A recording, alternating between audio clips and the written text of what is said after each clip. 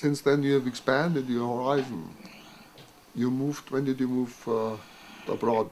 Meaning, when did your interests go outside of Finland? That happened so that I went, if I remember right, 73, 74, I can't remember exactly, in Norway to Red Cross youth camp. We were non-disabled and disabled people, and I met Judy Human there, and also some other friends. We still keep, well, like a handful of people still keep in contact from that time, 35 years ago, and that widened my perspective because I saw so many other people in different countries, and I decided to make a trip to US, which I made some years later, going around first looking at the universities, because I heard that like in universities they had different services for disabled people, and in Helsinki University there were no special services, no services at all. And so I went around US and I visited different universities, but also Berkeley Independent Living Center. And for me it was vitally important because I saw that what we were doing, we were not the only people in the world. And we faced quite hostile environment that time because most of the other organizations in Finland, all disabled people, they didn't like what we were doing because they were traditional charitable single disability organization, and in that time I was not very diplomatic person, so I said what I thought, maybe sometimes too directly. But then I got encouragement. Let's say so that I didn't like the way things are in US, but I like the spirit. I like the spirit that people are doing themselves and strong individuals, and they can do so many things, and that gave me a lot of energy. And also I learned to know independent living word, and I realized that what we are doing, it's about the same, but we don't call that independent living. We didn't call that independent living that time. And I also met so many people when I was going around that gave a lot of context. And that was like really give energy to the whole threshold in Finland, and we expanded our activities step by step. How did you get involved with Disabled People's International? I met you in '83 in Turku at a DPI meeting, a seminar, and that's been the beginning of our friendship. That happened so that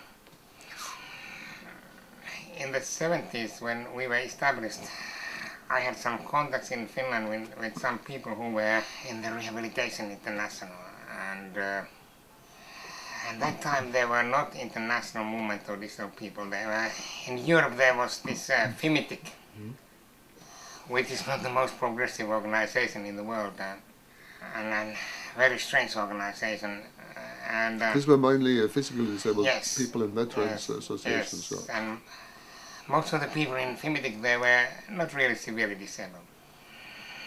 And then I learned to know some people in the Rehabilitation International Finnish organization, and first time I visited Rehabilitation International meeting, that was 76 in Tel Aviv, Israel, and that was terrible.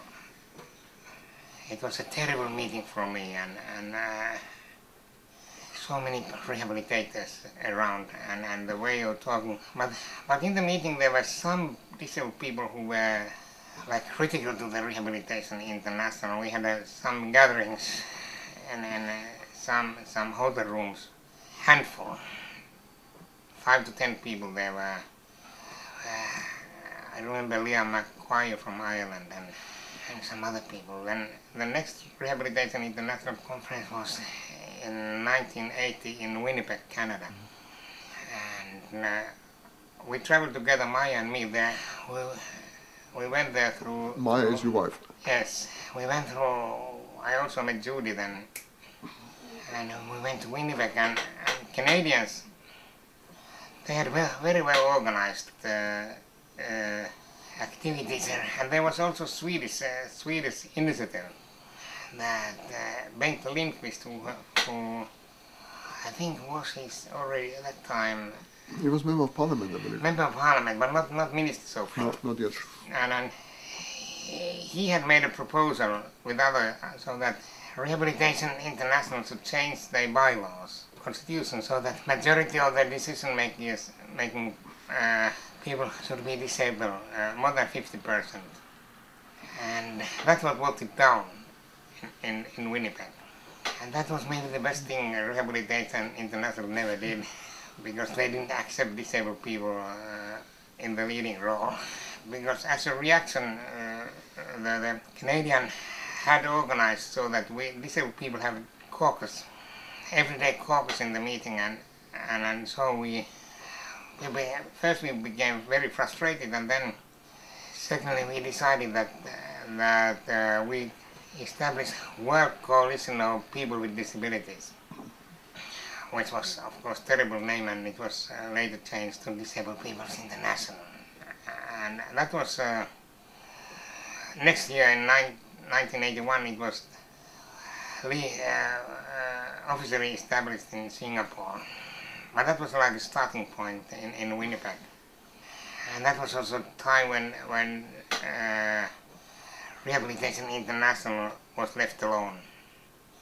Most of the disabled people had left that time. Nowadays the relationships are much better when DPI is a grown-up organization. But it's still quite complicated organization, too many professionals. But anyway, they have right to be, because we have now our own organization.